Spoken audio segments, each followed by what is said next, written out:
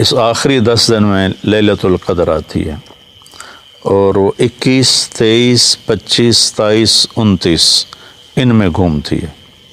کبھی 21 کو ہوتی ہے، کبھی 23 کو، کبھی 25، کبھی 27، کبھی 29۔ جب میں 3 چلے لگا رہا تھا تو اس میں رمضان شریف بھی آیا۔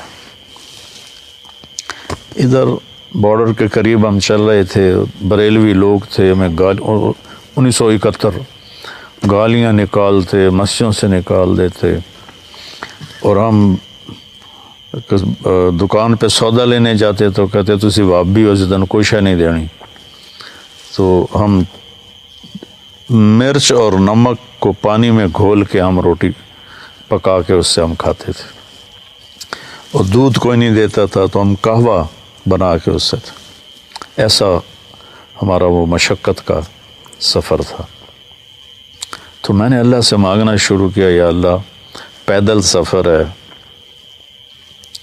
مشقت ہے، 5 راتیں جاگا نہیں جائے گا، شب قدر آئے تو مجھے اٹھا دینا۔ روز دعا مانگی، پہلے روزے سے شروع کی۔ 21 کی رات میں سویا ہوا تھا، 12 بجے مجھے کسی نے دھکا دے کے اٹھا دیا، تو میں ایسے اٹھا ایسے، اور میرے اوپر نیند کا نشان تک نہیں۔ میں نے ادھر دیکھا، میں سمجھا مجھے کسی نے اٹھایا ہے۔ میں کہا میں نے کیا اٹھاتا؟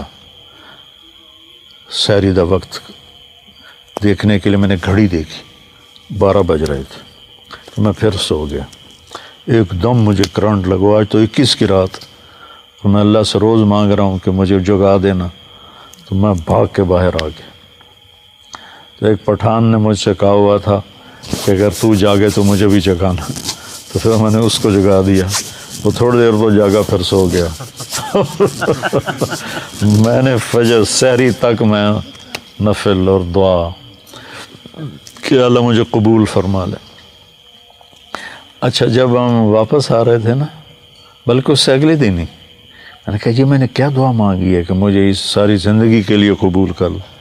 میں تو ڈاکٹر بن رہا ہوں، ڈاکٹر بنوں گا تو ساری زندگی تبلیغ تو نہیں کر سکتا ہوں، تو یہ میں نے کیا مانگ لیا ہے؟ پھر میں نے کہا اچھا اللہ کو منظور ہوگا تو ہو جائے گا، نہیں ہوگا تو نہیں ہوگا۔ لیکن میرے اندر میں ایک خلجان شروع ہو گیا کہ میری لائن میڈیکل کی ہے، میں نے اس کو پورا کرنا ہے، اور ادھر میں نے مانگا ہے مجھے ساری زندگی ادھر لگا دے۔ پھر اللہ نے جیسے لگایا وہ اللہ نے اپنی قدرت سے دکھایا۔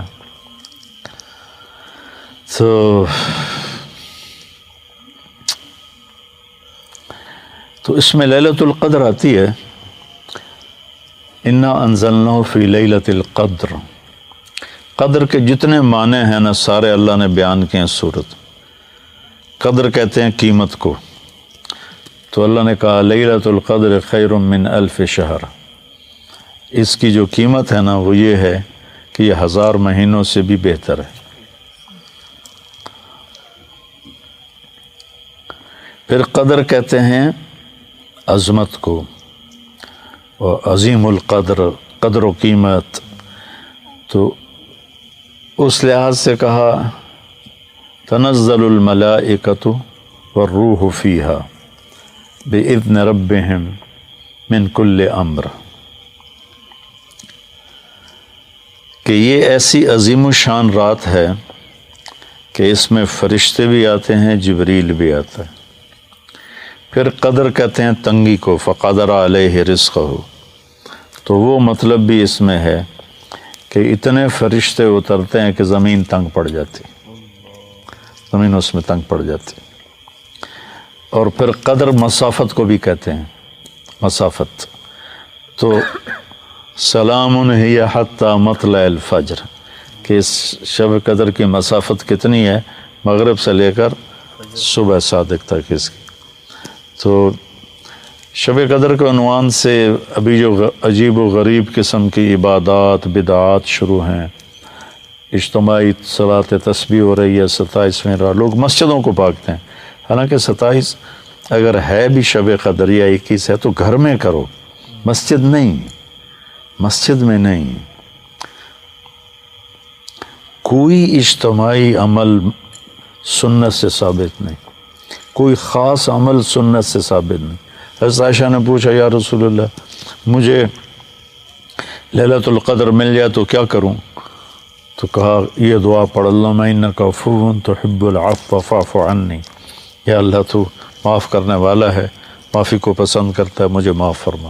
بھائی یہ ایک چھوٹی سی دعا کہی، تو اب یہاں اتنی عجیب و غریب تسبیحاں، اتنی تسبیح پڑھو، اتنے نفل پڑھو، یہ سب خرافات ہیں، ان کا ہمارے دین سے کوئی تعلق نہیں۔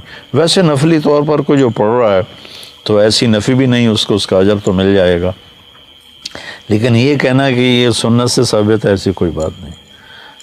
تو شب قدر میں یہ نہیں کہ کوئی خاص تجلی ظاہر ہوتی ہے، وہ ایسا کچھ نہیں ہے، لیکن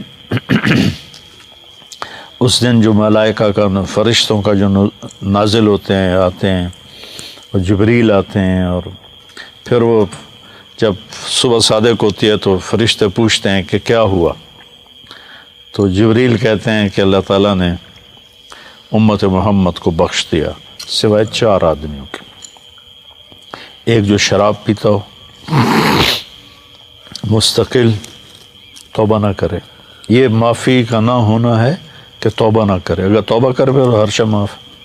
دوسرا جو ماں باپ کا نافرمان ہو، اور اتنا نافرمان ہو کہ ان کے دل کے ٹکڑے ٹکڑے کر دے۔ تیسرا جو کسی کی نفرت دل میں پالتا ہو۔ چوتھا جو قریبی رشتہ داروں سے لڑتا بھڑتا ہو۔ یہ 4 آدمیوں کی بخشش نہیں ہوتی، توبہ کر لیں تو اس وقت معاف۔ تو بھائی اگر کوئی بھائی ان 4 چیزوں میں مبتلا ہے، کوئی عورت کوئی مرد، تو توبہ کر لے۔